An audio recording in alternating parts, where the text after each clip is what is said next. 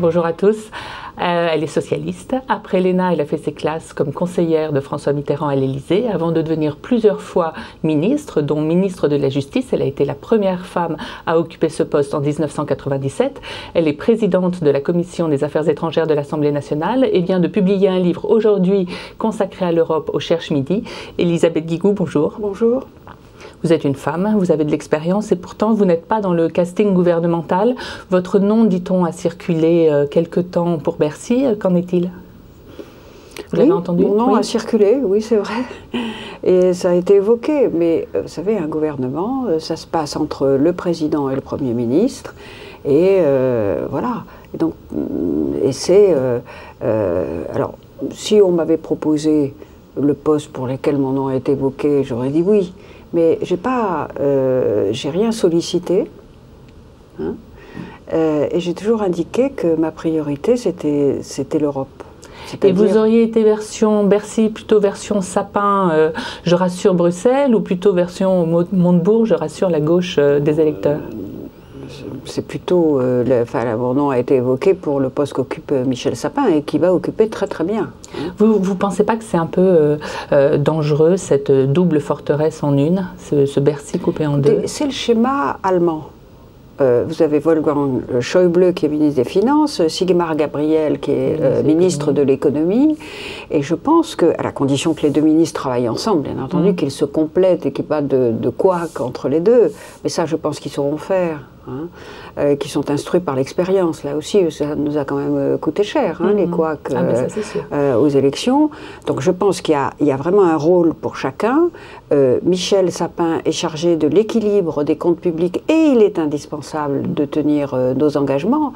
À la limite, même s'il n'y avait pas Bruxelles, il faudrait le faire pour nous-mêmes, pour nous. On ne peut pas léguer un héritage de presque 2000 milliards d'euros de dettes à nos enfants et à nos petits-enfants, c'est pas possible. Est-ce que vous ne vous êtes pas battu pour Bercy parce que vous vous réservez peut-être pour un poste de commissaire européen? Plusieurs fois, vous avez laissé entendre que ça vous intéresserait beaucoup. Oui, oui, ça m'intéresserait, c'est vrai, je ne l'ai pas caché. C'est vrai que ça m'intéresserait. Pourquoi? Parce que l'Europe était l'engagement de toute ma vie professionnelle, finalement. Vous allez être en concurrence avec Pierre Moscovici? Oui, mais il y a des concurrences positives et stimulantes, et nous sommes amis, donc voilà, il n'y aura pas de mots désagréables entre nous. Et puis c'est au président de choisir, et c'est pas mauvais qu'il ait plusieurs bonnes cartes en main. Alors le président a choisi Manuel Valls. Est-ce que c'est une décision qui vous a surprise? Vous l'avez connu tout petit, si j'ose dire, simple conseiller de Lionel Jospin quand vous étiez ministre de la Justice. Vous aviez vu le potentiel en lui? C'est quelqu'un qui a toujours eu beaucoup de personnalité, qui sait où il va. Qui est très carré, cohérent dans ses convictions et ses engagements. Et je pense que Manuel Valls, c'était le Premier ministre qui est l'homme de la situation. Voilà. Je pense que c'est vrai que à partir du moment où, en raison du résultat des municipales, et c'est très injuste, Jean-Marc Ayrault devait être remplacé parce que... Donc c'était la bonne réponse au bon moment. Je crois que, voilà, alors, et Jean-Marc Ayrault n'a pas démérité, il a fait un travail absolument courageux. Alors, venons-en à votre livre. Dites-moi si je me trompe. Vous sortez donc un hymne d'amour, hein, moi je l'ai lu comme ça, pour l'Europe, au moment où on sent que tous les partis, y compris le vôtre, le Parti socialiste, vont devenir de plus en plus critiques sur l'Europe à mesure qu'on va s'approcher des élections européennes. C'est votre participation positive, si je peux dire, à la campagne? Non, mais moi, d'abord, j'aime pas l'Europe bashing. Je trouve que c'est une facilité qu'il ne faut pas se donner. Parce que d'abord, on a trop tendance à faire de l'Europe le bouc émissaire, alors que ce sont les chefs d'État, de gouvernement ou les ministres qui prennent les décisions, ce n'est pas la Commission. La Commission, elle fait qu'appliquer les traités, que nous avons tous approuvés, par définition, parce qu'ils sont là. La deuxième chose, c'est que je pense qu'il ne faut pas confondre l'Europe et la façon dont l'Europe a été gérée depuis maintenant plus d'une dizaine d'années. C'est cette façon-là qu'il faut un peu réformer. C'est cette façon-là qu'il faut changer. Ça fait maintenant, quand je compare la période Delors que j'ai bien connue, 10 ans aussi, avec la période récente, c'est le jour et la nuit.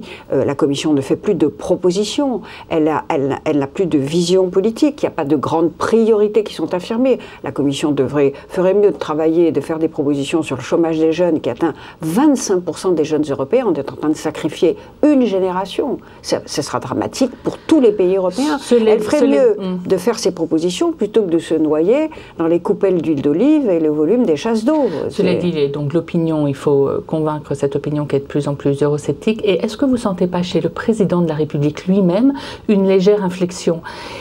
Il a semblé, dans son discours post-municipal, dire qu'il faudrait un peu entamer un bras de fer avec Bruxelles pour obtenir de nouveaux délais sur les efforts français.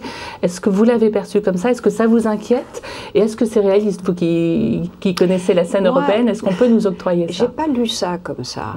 Le président a parlé qu'il fallait que l'Europe reconnaisse les efforts de compétitivité et la contribution à la compétitivité de l'ensemble de l'économie européenne. Si on fait le pacte de responsabilité, faite par la France, à la fois dans les réformes qui ont déjà été engagées et votées, le marché du travail, le pacte de compétitivité, et aussi ce qui est engagé, le pacte de responsabilité, avec l'allègement des charges des entreprises. Tout ça, c'est une continuité et ça améliore objectivement. C'est vrai qu'on n'a pas tout à fait respecté les objectifs que nous avions donnés en 2013, c'est-à-dire l'année dernière, sur la réduction des déficits, mais enfin la courbe, elle est là, vraiment très très nette. On est passé de 5,2 à 4,3. C'est vrai qu'on a encore du chemin à faire.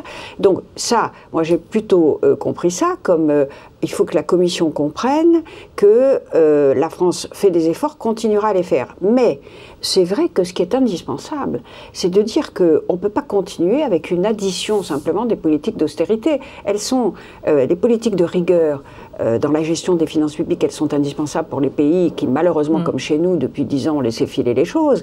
Mais en même temps, il faut soutenir la croissance. Et c'est ça le vrai manque. Il a le bon équilibre, selon vous. Vous pourrez l'ajouter à votre liste des pairs européens, Mitterrand et Delors, que vous citez beaucoup. Oui. Il y aura Hollande à la fin. Non, mais bien sûr. C'est-à-dire que le président a, dès le début, dit il faut soutenir la croissance. C'est le vrai manque.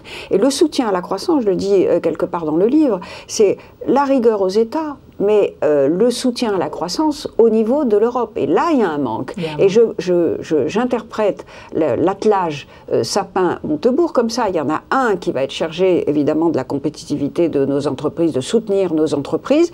Et il a très, très bien réussi là-dedans. Il est très, très bien vu. Merci. Et puis, il va falloir que les deux, ensemble, posent la question du soutien de la croissance, parce que ça, c'est un problème non résolu. Quoique les Allemands fassent un pas dans notre sens, donc en soutenant leur demande interne. J'espère que nous allons continuer dans cette voie. Merci beaucoup.